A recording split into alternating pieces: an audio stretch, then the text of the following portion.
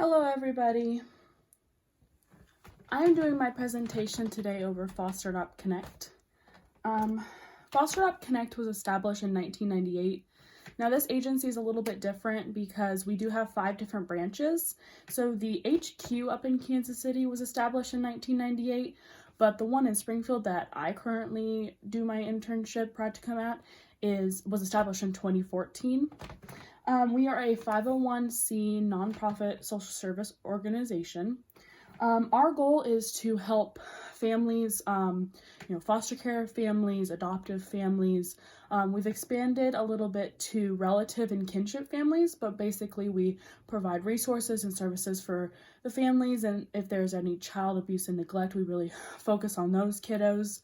And then within all of the programs within our agency, we focus a lot on advocacy for people who don't, who are kind of lost. Our mission statement is to provide foster and adoptive children a stable, loving, and nurturing family environment by support and advocacy for abused and neglected children and the families caring for them. So all of the programs within our agency focus on that kind of goal or criteria. The problems that we focus on are child abuse and neglect. We are big into CAN meetings in the local community, and I'm going to get to go to one of those. Behavioral issues, so I'm going to expand in that when we talk about the different programs, but from trauma and everything like that, there's some behavioral issues that these kiddos can have, so we focus on that. The lack of resources, so we have CME's Window that provides resources, and then any of our programs, we also provide resources. The lack of support, and so that would be just like kind of families getting lost in the transition of, the child welfare system, which leads me to the child welfare system problems. So within Foster Adopt Connect, we have many, many different programs. We have the Community Connections Youth Project, Advocacy, CME's Window, Licensing, Behavioral Interventionist, Personal Behavioral Assistant, Extreme Recruitment, 30 Days to Family, and Kinship Navigator. So I'm going to go into a little bit of each of those specifically to talk about what each program is. So the first program is the Community Connections Youth Project. So that program is for older youth that are either already aging out of the system or they're just about to. And so what we kind of focus on is we focus on getting them the life skills that they need that might have not developed when they were in the system. And so we focus a lot on driving. We also help with finding homes. We have a small number of CCYP kiddos, and so we're allowed to help them, try to find apartments or whatever. We also actually provide hotels sometimes, but that's only if we have the budget. And so this program actually only started in 2016, and so we've kind of been developing it since then. And then also I wanted to point out that it's voluntary, and so it's not something that would be like court mandated. It's actually we got a wait list of people wanting to be on the CCYP, work with us for that. And so next program would be advocacy. We have one advocate in our building. She kind of works within the court system a lot. She will go to court hearings with people who just need another person on their team. We want to assist these families in getting the services that they need, or if something, is happening, we want to be able to have them be in the know and help them through that process. CME's Window, this is actually my favorite program that we have. Mark, he is the leader of CME's Window, and his story is actually pretty cool. He is actually the son of the man who started CME's Window. His father was actually put into care when he was 6 years old, and so Mark's father was put into care, and he went to a home that they owned a grocery store. And so he would sit in the window and wait for his parents to come pick him up. And so he wanted to help the kiddos who are also sitting at the window waiting for their parents to come pick them up. And so he started this resource center, and now his son is actually helping run it. And so Sammy's Window is a great opportunity for foster families, adoptive families, and kinship families. You can come once a month and you can shop. They have clothing, they have shoes, they have socks, they have new socks, new underwear, not used. We have hygiene, we have food boxes, toys during Christmas time, a lot of coats, and pretty much anything you can think of we have for the families. They can get 4 new outfits per child per visit, a pair of shoes, and then at the end you do whatever hygiene that you need. We do new socks, new underwear, and then we give them the food boxes. I wouldn't necessarily say we're a food pantry because we don't get a lot of donations of food, but it's kind of like a clothing bank. I like helping with that.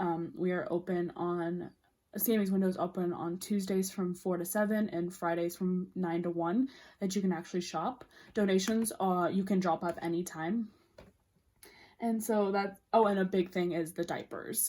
We do diapers and wipes, and we do kind of the same thing as the diaper bank, but you can come once a month.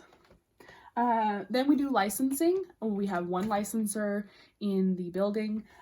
He recruits, trains, and licenses families to be foster families. And so the big part of this program is kind of just getting more families who want to be foster families, like actually licensed and trained properly. And so that we can get more of our kiddos placed in appropriate homes. Kinship Navigator is one of the newest programs to Foster Up Connect. It was up in HQ first in Kansas City, and now it's in Springfield. It is focused on relatives and kinship placements that are technically not in the system, so they're just raising relatives without any support from like the child welfare system. And so it would be your grandparents taking care of grandchildren that technically haven't been put in the system. They were just kind of placed with them. And so a lot of the times these families don't qualify for any assistance. And so the Kinship Navigator is put in place to help these families find resources that they can use, because there's grandparent support groups, there's resources that these people can get that they didn't know about before this program. So then these next 2 programs are within one department. This is actually where I'm focusing. This is where I work every single day in the agency. It's the Behavioral Interventionist, the BI program, and also the Personal Behavioral Assistant program. These 2 programs, the BI is for more severe behaviors within kiddos that are in care, either foster care, adopted care, or sometimes residential. And so the BI program, we send people into homes to work with these kiddos on behaviors. Most of the time, the BIs have to have a degree. The PBA is the Personal Behavioral Assistant is less severe behaviors, and so we don't require a degree for that one.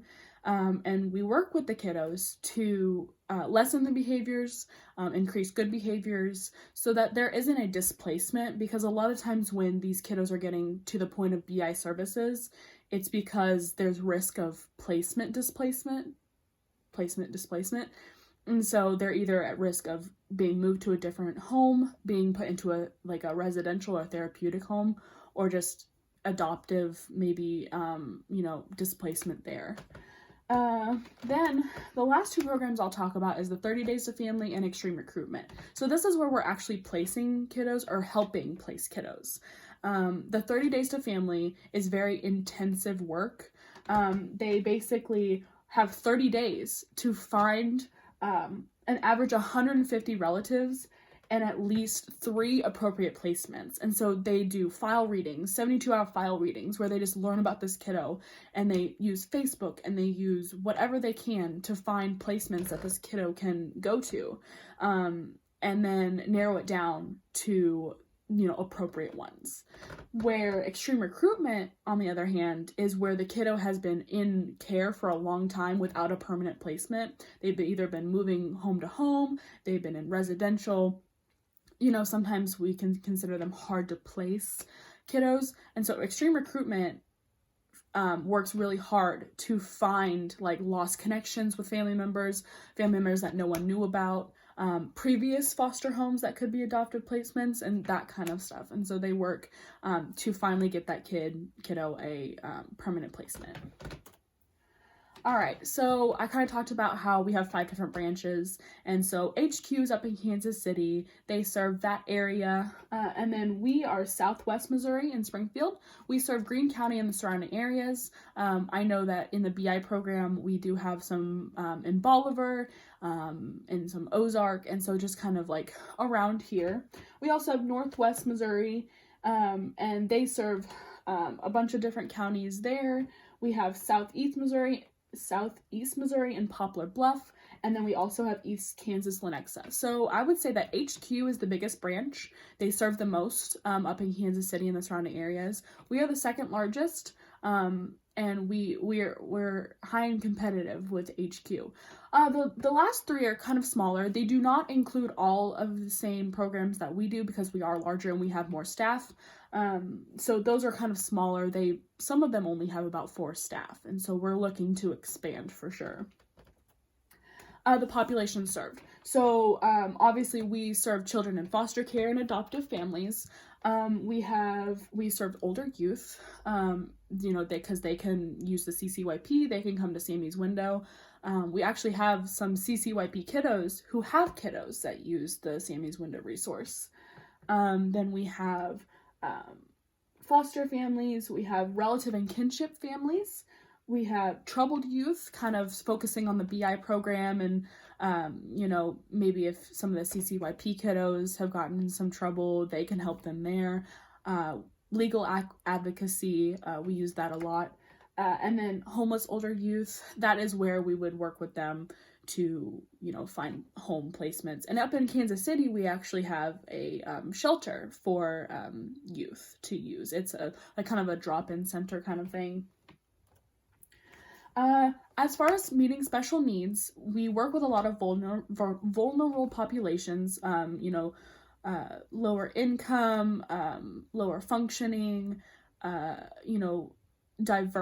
very diverse clientele that need our services. But I think the biggest thing that we really focus on is we are part of the HRC campaign, the Human Rights Campaign.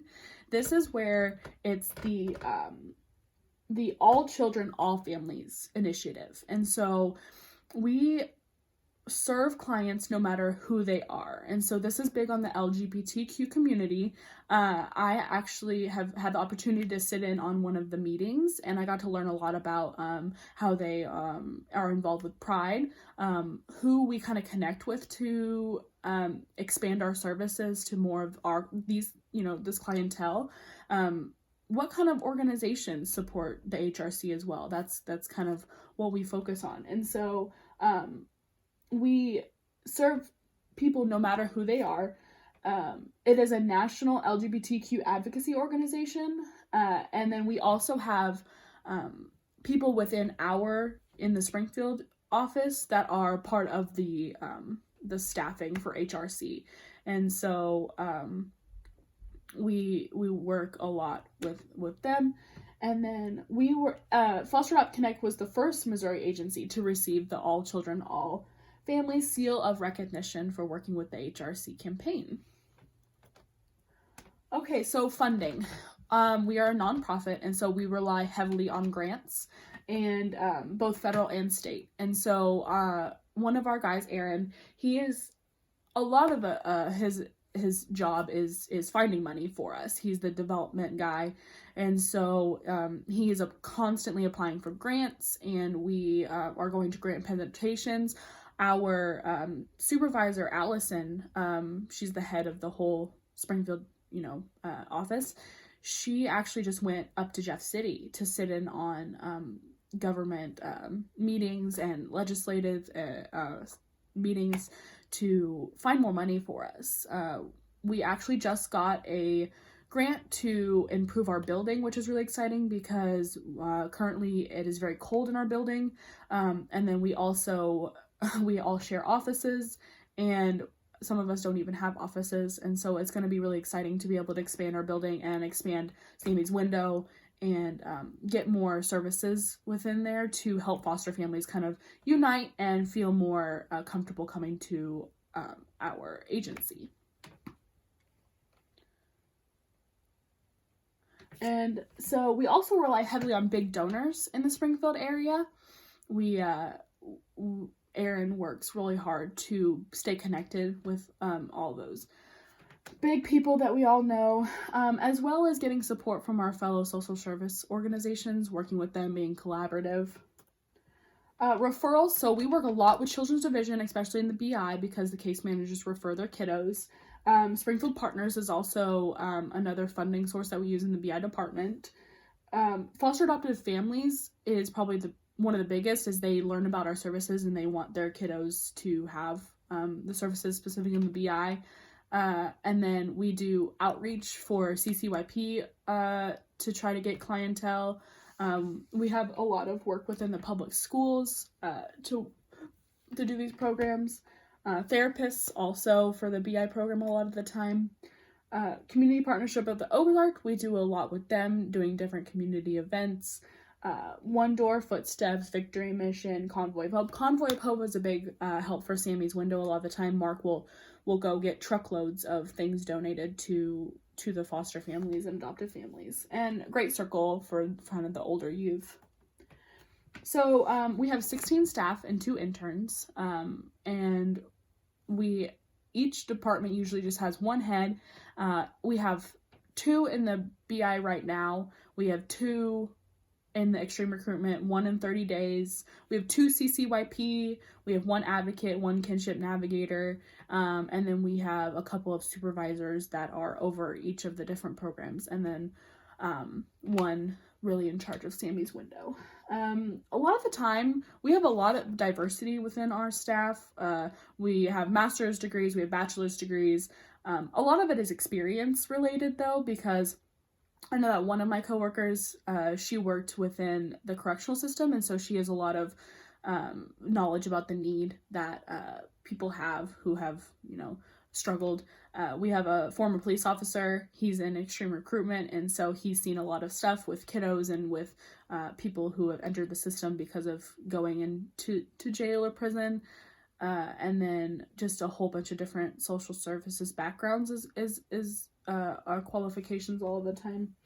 And just, empathy, compassion. We have a lot of caring people within the office that, we do whatever we can, no matter what. And then the social workers within the agency. So both of my supervisors in the BI department have, one has their master's, one's working on their master's.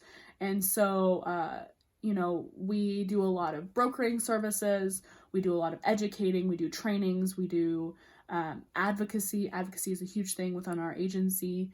And then we, the values. And so the core values of FAC are customer service, cultural competency, teamwork, advocacy, and excellence. And so, that matches pretty much with our social work core values.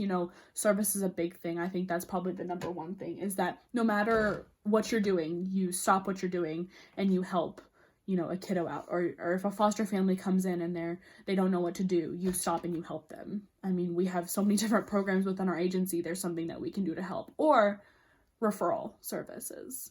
And so I've been having a great time in my practicum, and this is an amazing agency, and I hope that we continue to prosper and grow and just be as big as HQ up in Kansas City, and I hope that the other agencies can improve. So thank you very much.